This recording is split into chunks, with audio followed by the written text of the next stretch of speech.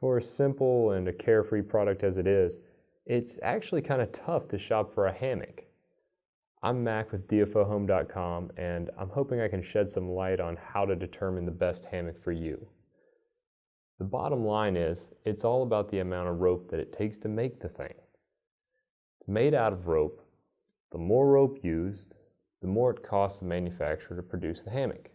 There's no way to really tell what distinguishes this hammock from another hammock. Some are made out of cotton, some are made out of polyester, and generally speaking, polyester is the better choice for overall durability. But beyond that, how do you decide? Maybe by size, you look at the width, at the length, you make sure it fits your space.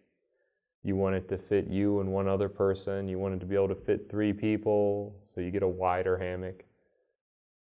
But other than that, how do you know why one hammock costs more than another hammock? You really don't. It's just out there and you accept it and you make a choice based on maybe the picture that you like the most or something like that.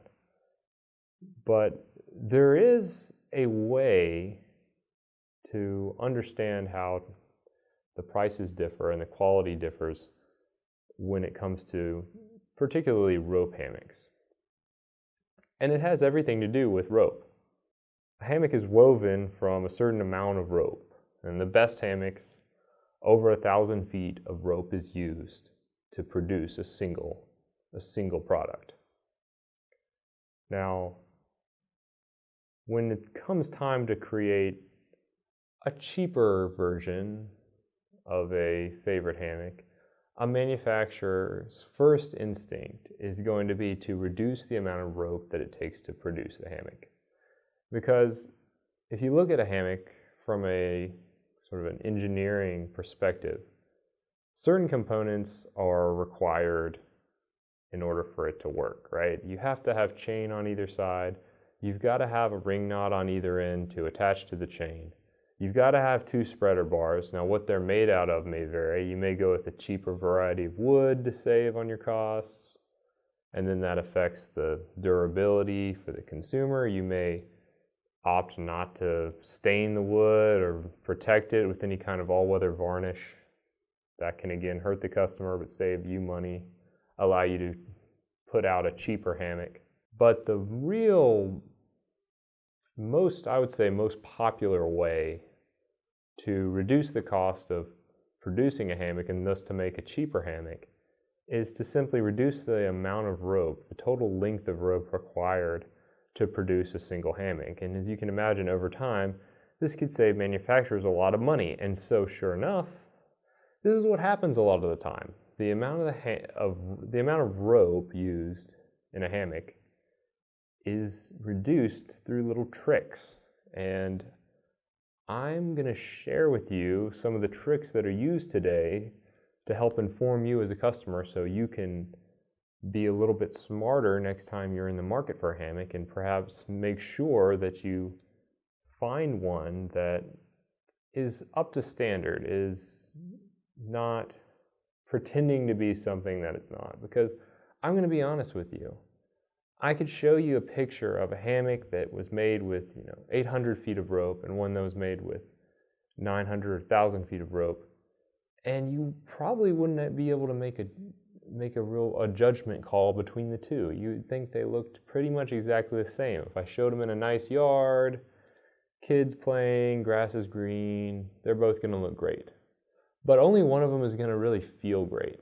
And that's the big difference. That's where you get into this kind of danger zone where something looks great, but since unlike bed sheets, you don't have a thread count to go by, it looks great, and you get it in your yard and you put it in, and something just doesn't feel right. After a while, it's not very comfortable, and your hands and feet are slipping through holes in the bed of the weave, and it's generally not a pleasant experience, and you wonder why. And it's generally because you didn't go for the more expensive model, but even some of the pricier hammocks out there have been kind of fiddled with and modified from the original weave design that's been around for over 100 years. and modified to reduce the amount of rope required to make it. How do they trick you?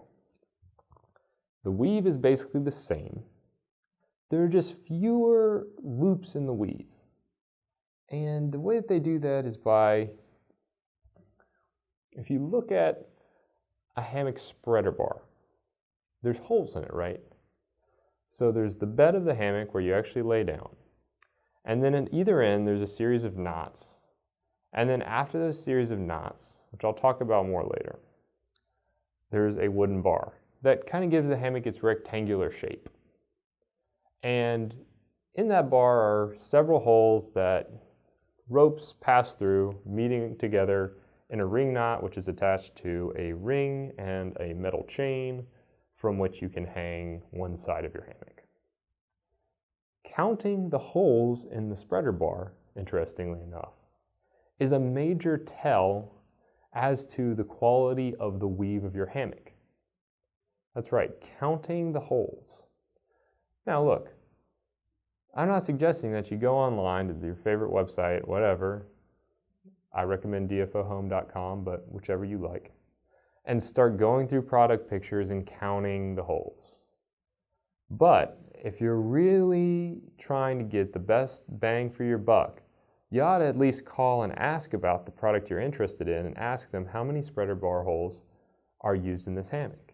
And if they can't tell you, then you might want to think about shopping elsewhere for one, because they don't know enough about the product.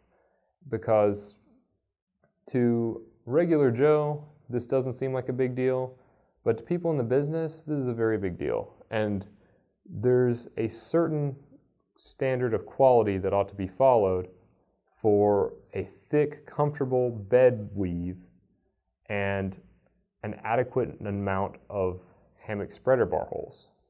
There is no magic number as far as the number of holes. The number of holes is going to vary. You might see as few as 18, maybe even less than that, or as many as, say, 26. 26 is the most that I've ever found on a hammock. That's on the Polly's Island presidential size hammocks. Basically, the biggest and best hammock that I've seen.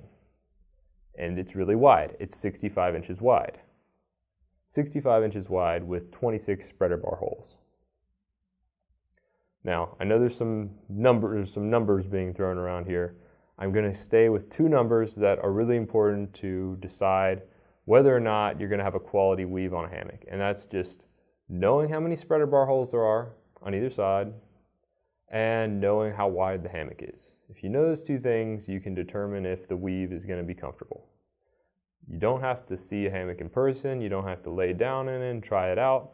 All you have to do is know those two numbers, because there's a certain standard of quality that our team has tested over a long period of time, looking at the best hammock manufacturers, looking at some of the knockoffs, some of the lesser competition, looking at the things people do, and we found what is for us a ratio of number of spreader bar holes to the width of the hammock in inches that for us guarantees a certain level of comfort that we kind of consider the absolute minimum for not only for comfort but for safety.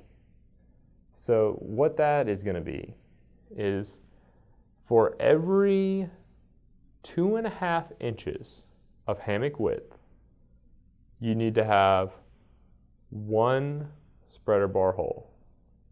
For every 2.5 inches, one spreader bar hole. Every 2.5 inches, one spreader bar hole. Anything less than that, and you're cutting corners. You're basically creating an imitation product, because the rope hammock as it exists today is basically the same as it's been for over 100 years. And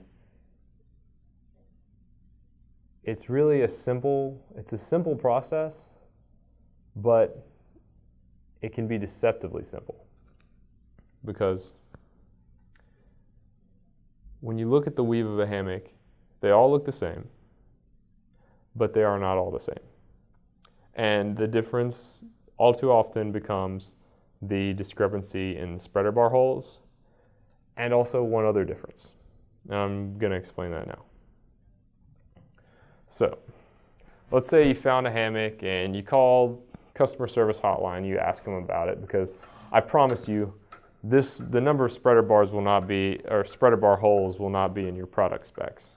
You're either going to have to count in the product, which could be misleading because a lot of times it's not accurate, because people will use the same hammock width for multiple product photos because people think, hey, the hammock looks the same at all widths. So we'll just take one on our photo shoot and use it for a bunch of different products.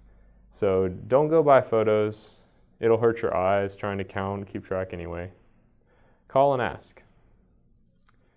And if they tell you, for say a 45-inch wide hammock, which would be sort of a small one-person rope hammock, it's got 18 spreader bar holes at a 45-inch width. Well, then you're right on target for the 2.5 inches per spreader bar hole ratio, and that's good. But you can't stop there, unfortunately. There's another factor to consider, and something that can be really tricky, something that if you ask customer service, they'll definitely give you a weird look. You won't know it, but they'll be wrinkling their foreheads at you and thinking, what is this guy talking about? But it's actually really important, and not a lot of people know about it. And that's how many loops from the bed of the hammock connect to the bowline knots where the bed meets the spreader bar. So the bowline knots do most of the work when you lay down in your hammock. They carry a lot of your weight, and it's distributed across hopefully many bowline knots. There should be a bowline knot on either end for each hole you have in your spreader bar, because the bowline knot is the kind of the border between the ropes that head up to your ring knot where the hammock is hung and the ropes that the hammock bed weave. Now on a standard thickly woven hammock, there should be two loops from the hammock bed attached to each bowline knot. What you'll see all too often, even on hammocks that have an appropriate ratio of width to spreader bar holes, are every, say, other bowline knot only one loop from the weave.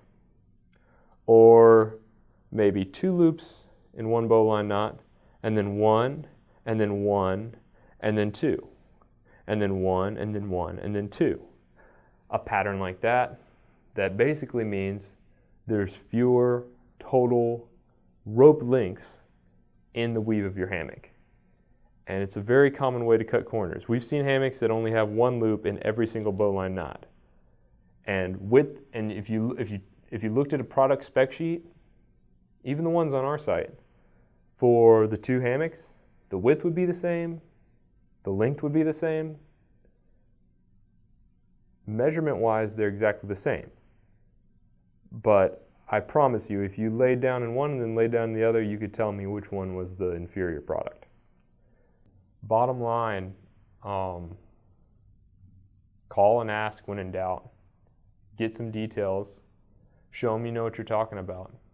It's the same thing as shopping for a car. When it seems like you know a little more, you ask the right questions, you get a little more respect, and you might get some information that could help you make a better choice. So I hope this helps you. And if you have any questions at all, call DFOhome's customer service. And those guys know a whole lot more about hammocks than I do. And they can explain the details of the weave, how to find the most comfortable one, period.